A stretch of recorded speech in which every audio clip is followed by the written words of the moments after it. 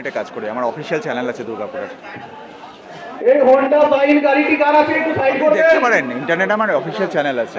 Honda sign এবং HF dealer. বলছি আমাদের দুর্গাপুর সাব ডিভিশনালে যত টোটো আছে, পাশে আপনি আপনার পরিচয়টা একটু প্লিজ দিন। সেক্রেটারি তো একটা আমার ডেজিগনেশন। পরিচয় হচ্ছে আমি দুর্গাপুর সাব ডিভিশনাল টোটো অ্যাসোসিয়েশনের সেক্রেটারি হ্যাঁ। মিস্টার অশোক কুমার বড়ুয়া, ডাকনাম মুন্না। ঠিক আছে। আর আমাদের এই সিস্টেমটা চালু হয়েছে গত সোমবার থেকে 5/9/2016। 5/9/2016 থেকে এই সিস্টেমটা চালু হয়েছে। এটা গভর্নমেন্ট অফ ওয়েস্ট বেঙ্গলের রুলস। এটা অর্ডার এসছে ট্রান্সপোর্ট ডিপার্টমেন্ট থেকে যে টোটোর একটা নাম্বার করে দেওয়া হবে, করতে বলেছে। আর ভ্যানও গাড়ি, মোটর ভ্যান, ভ্যানও বলতে মোটর ভ্যান যেগুলি মালবাহী গাড়ি মোটর লাগানো, তাদেরও একটা নাম্বার হবে। এগুলি 5 তারিখ থেকে 19 তারিখ অবধি এই কার্যকারী চলবে। 19 তারিখ অবধি শেষ, 19 তারিখে শেষ।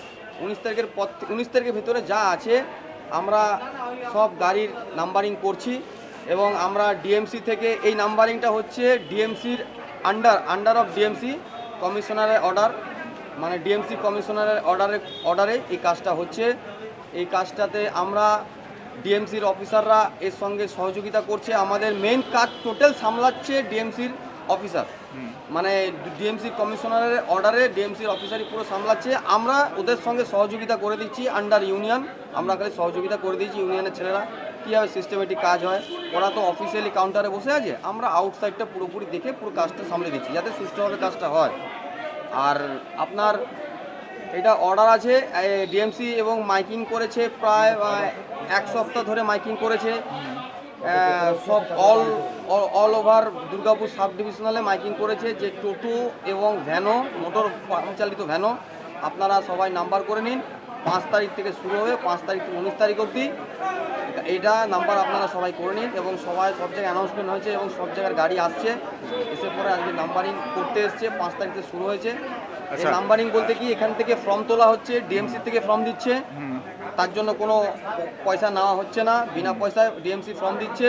সেই ফর্ম ফিল আপ করছে, ফিল আপ করে কাউন্টারে জমা করছে, লাইনে দাঁড়াচ্ছে, লাইনে দাঁড়িয়ে জমা করছে। জমা করার পরে তার সঙ্গে ডকুমেন্ট, গাড়ির পেপার এবং ফটো আইডি প্রুফ সব কিছু করে ফটো লাগিয়ে কাজ করে শুরু করা হচ্ছে। ওইখান থেকে নাম্বার দেওয়া হচ্ছে, ওইখান থেকে নাম্বার এসে আমাদের পাশের কাউন্টারে একটা করা হয়েছে, সেইখান থেকে ওরা ফটো লাগিয়ে প্লেট লাগিয়ে ফটো তুলে সঙ্গে সঙ্গে এটাকে পাঞ্চিং করে দেওয়া হচ্ছে, একবারে পার্মানেন্টলি পাঞ্চিং করে দেওয়া হচ্ছে। মানে এই নাম্বার প্লেটটা পার্মানেন্ট থাকবে? পার্মানেন্ট থাকবে। আচ্ছা, এটার পেছনে কোনো মোটিভেশন এই মুহূর্তে, মানে কি উদ্দেশ্যে? মানে এটা তো লাইসেন্সের সঙ্গে এটা খুবই দরকার। হ্যাঁ, এটা একটা যেটা আমরা কাউন্টার পার্ট দিচ্ছি, যেটা আমাদের যারা নাম্বার নিচ্ছে তাদের সঙ্গে আমরা একটা কাউন্টার পার্ট দিচ্ছি, ওটা এক ধরনের লাইসেন্স। কারণ যেই গাড়ির নাম্বারটা ওখানে লাগানো থাকছে সেই নাম্বারটা ওখানে ইস্যু করা থাকছে এবং সরকারি সিল মোহর থাকছে, ফটো থাকছে, তার নাম অ্যাড্রেস থাকছে, ওটার মধ্যে থাকছে। ওটা এক ধরনের লাইসেন্স।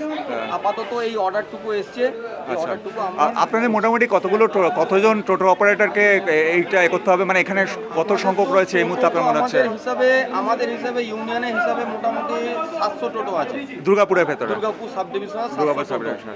700-র মধ্যে আরো পরে আরো গাড়ি বেড়েছে। আচ্ছা, মোটামুটি 800-850 ধরুন। আচ্ছা, দেখা যাক কত গাড়িকে আমরা করতে পারি। এটা একটা পুরো লিগ্যাল প্রসেসে কাজ হচ্ছে টোটো এবং মোটর ভ্যান। এতে যেন আর কোনো অসুবিধা না হয়, কেননা এটা এই জন্যই করা হচ্ছে যে আমরা ইউনিয়ন থেকে, প্রশাসন থেকে অনেক মেহনত করে, কসরত করে আমরা শোরুমগুলি বন্ধ করেছি। শোরুম বন্ধ হয়েছে, কিন্তু বাইরের থেকে গাড়ি নিয়ে এসে গাড়ি বিক্রি হচ্ছে। সরকার বলছে যে এটাকে তো পারা যাচ্ছে না, ওই জন্য নাম্বার দিয়ে এবার টোটাল ব্লক করে দেবে, আর কেউ গাড়ি বাড়াতে পারবে না। যেই গাড়িতে নাম্বার থাকবে না তার গাড়ি পুলিশ অ্যারেস্ট করে তার গাড়ি সিজ করে দেওয়া হবে, অবৈধ করে দেওয়া হবে। যেই গাড়ি নাম্বার থাকবে সেই গাড়ি বৈধ থাকবে। Thank you sir, thank you.